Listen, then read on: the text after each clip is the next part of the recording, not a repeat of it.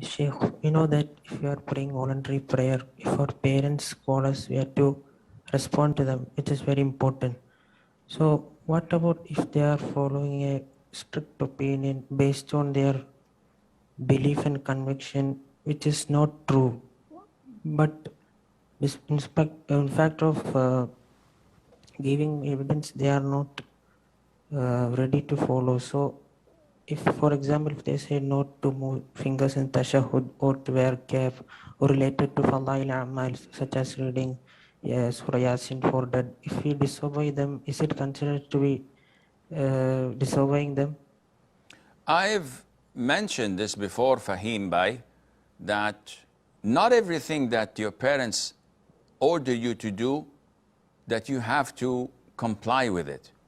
And I've said this not to make you rebel against them and start, rejecting whatever they say to you. No, you have to be diplomatic. If your parents ask you to stand for 2 hours and not sit, you're not obliged to obey them.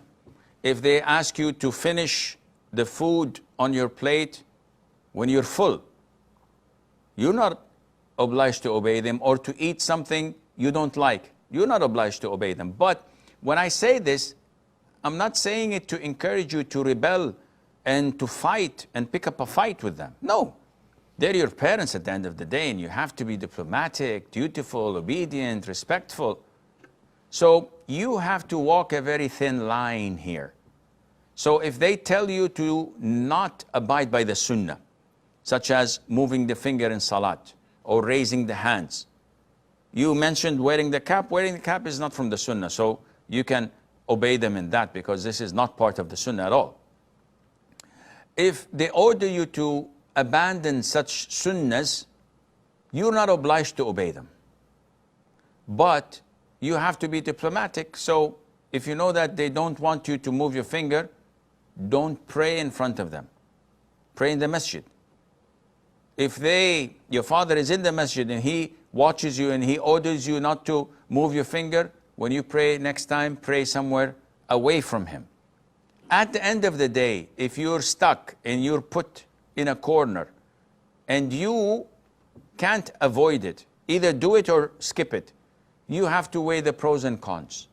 If you think that maybe I skip it for a month in order to build confidence in his heart towards me, in order to make him love me and respect me and acknowledge that I have knowledge in the Quran and the Sunnah, that I'm following the correct path, maybe I should skip it, just in order to have a long-term investment rather than a short-term investment.